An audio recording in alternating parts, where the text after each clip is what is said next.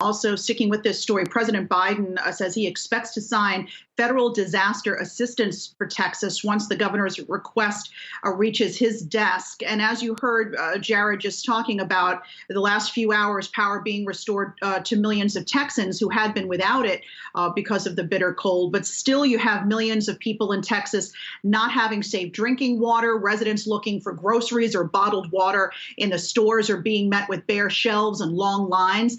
And my next guest predicted that the Texas energy grid would fail. He predicted that about a decade ago. Ed Hers is an energy fellow at the University of Houston. He joins us now. Ed, good to see you. First off, I know that you are currently in Houston. Can you just tell us what conditions are like for you there right now?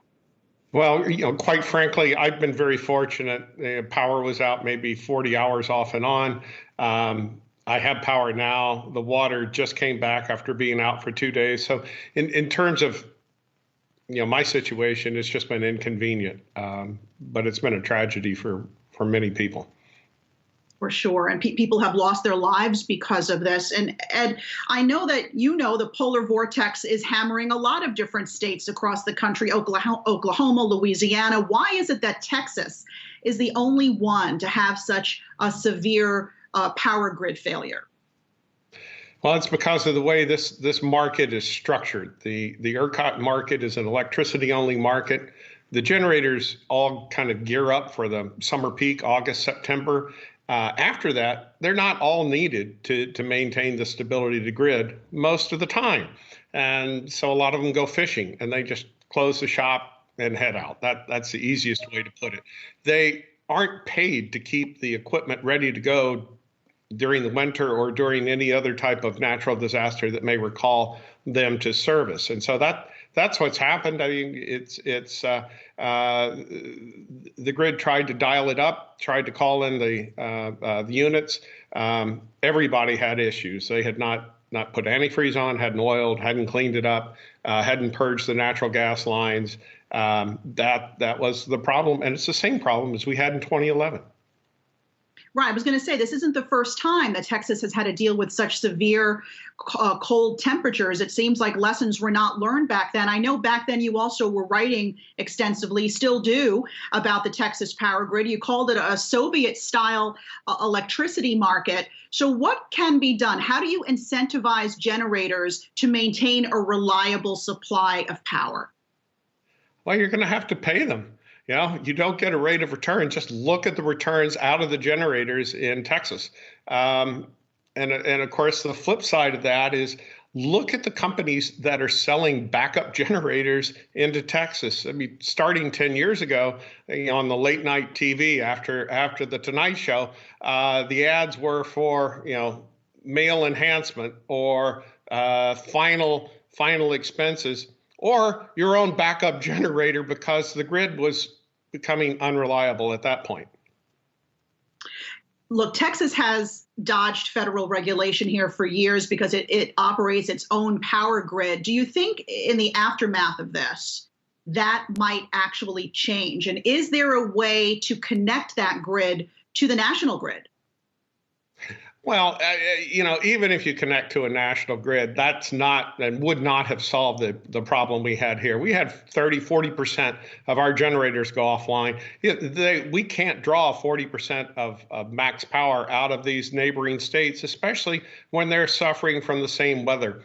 California in August had the same situation. California on a daily basis imports 35% of its electricity. The heat wave hit California, but it also hit Oregon, Washington, Wyoming, Arizona, all the states that California buys that 35% from, and they couldn't sell it to them. So connecting to the federal grid, no, that's not going to help the Texas grid. It's not going to help the Texas market. This is something they built in-house. You're going to have to fix it in-house. So, I know that Texas's leadership has come under fire here, particularly Governor Abbott, who has said the situation facing the people of Texas is unacceptable. He's saying he wants to ensure it doesn't happen again. But how do you do that? This is a system that has structural flaws that was operating under Governor Abbott's watch. Where do they even begin, Ed, to redo things and to fix things in that state? Yeah, it's not just Governor Abbott. It's Governor Rick Perry. it's Governor George W. Bush. They didn't understand what they were putting into place and lining up a way that generators would not be able to cover their cost. And over the last 10 years, they haven't been able to even cover the cost of new equipment. They haven't been able to cover the cost of operations. So we've had a lot of supply leave the grid, and we ran against ever increasing demand because the population kept increasing. We're going to have to make payments to generators to have them on standby, or maybe full re-regulation of the ERCOT market so that the equipment will be ready to run. I know that, in many ways, Texas was seen as a blueprint for other states looking to deregulate their energy markets. You have to think they're having second thoughts now.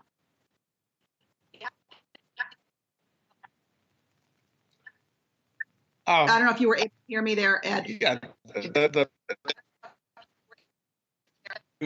I'm having an issue on the internet side. Sorry about that. I'll ask you one more time. We'll see if you can hear me. But I know that a lot of other states were looking to Texas as an example of how to deregulate their energy markets. Do you think that they're rethinking that now? Oh, they certainly should be. I mean, for goodness sake, California deregulated first and Texas followed. California went into this disaster in 2000, 2001. They learned a bit. They learned a lot. I've spoken with some of the grid operators around and explained to them what the Texas situation has been over the years. And that stopped at least one state from this so-called deregulation. It's not deregulation. It's just simply a different form of regulation. All right. Well, look, best of luck to you and all the folks there in Texas right now. We hope that federal assistance gets there very quickly. Ed Hers, Energy Fellow at the University of Houston, thank you.